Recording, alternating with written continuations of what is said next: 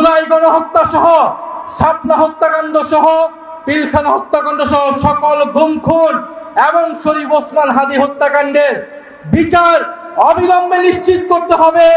বিচার যদি নিশ্চিত না করা হয়, এই সরকার কোনোভাবে 5 বছরের মেয়াদ সম্পূর্ণ করতে পারবে না।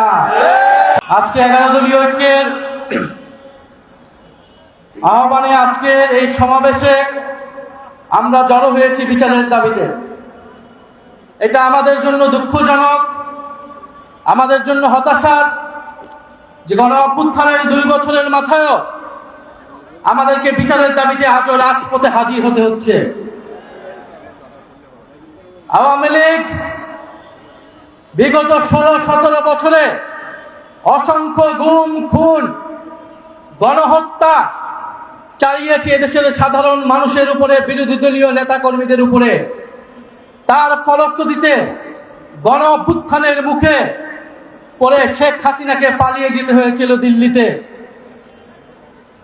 এই সরকার, নতুন সরকার গঠিত হওয়ার পরে গত 4 মাসে আইসিটিতে নতুন কোনো রায় আমরা এখন পর্যন্ত দেখি নাই। নতুন কোনো তদন্তের রিপোর্ট এখন হয় নাই। এটা স্পষ্টত যে চিফ প্রসিকিউটরকে তিনি দায়িত্ব পালন করছেন, অবিলম্বে তাকে পদত্যাগ করতে হবে এবং নতুন যোগ্য দায়িত্ববান ব্যক্তিকে বসাতে হবে, যিনি আন্তর্জাতিক ট্রাইব্যুনালের মাধ্যমে বিচার নিষ্পন্ন করবেন এবং দল হিসেবে আওয়ামী লীগকে নিষিদ্ধ করার সকল ব্যবস্থা নিশ্চিত করবে। আমরা স্পষ্টভাবে বলতে চাই, গণহত্যার মাধ্যমে আওয়ামী লীগ বিচারের কাঠগড়ায় দাঁড়িয়েছে, আর সংস্কার বাস্তবায়ন না করার ফলে বিএনপি জনগণের কাঠগড়ায় দাঁড় হয়েছে। এই 2 শক্তির বিরুদ্ধে আমাদেরকে এখন সমানভাবে লড়াই চালিয়ে যেতে হবে। সংস্কার, বিচার এবং বাংলাদেশের সার্বভৌমত্ব রক্ষার জন্য 11 দলীয় ঐক্যের নেতৃত্বে আমাদের এই লড়াই সংসদ এবং সংসদের বাইরে আমরা চালিয়ে যাব। আপনারা সেটার জন্য কি প্রস্তুত রয়েছেন? শরীফ ওসমান হাদি হত্যার বিচারকে আমরা নিশ্চিত করব ইনশাআল্লাহ। সেই সকল হত্যাকাণ্ডের বিচার আমরা নিশ্চিত করব। এবং আরেকটি কথা বলে দিতে চাই, আওয়ামী লীগ একটি ফ্যাসিস্ট, গণহত্যাকারী এবং সন্ত্রাসবাদী সংগঠন। আওয়ামী লীগ দেশের স্বাধীনতা, সার্বভৌমত্ব বিরোধী সংগঠন, যার আশ্রয় হয়েছে দিল্লিতে, কারণ আওয়ামী লীগের শেকড় রয়েছে দিল্লিতে।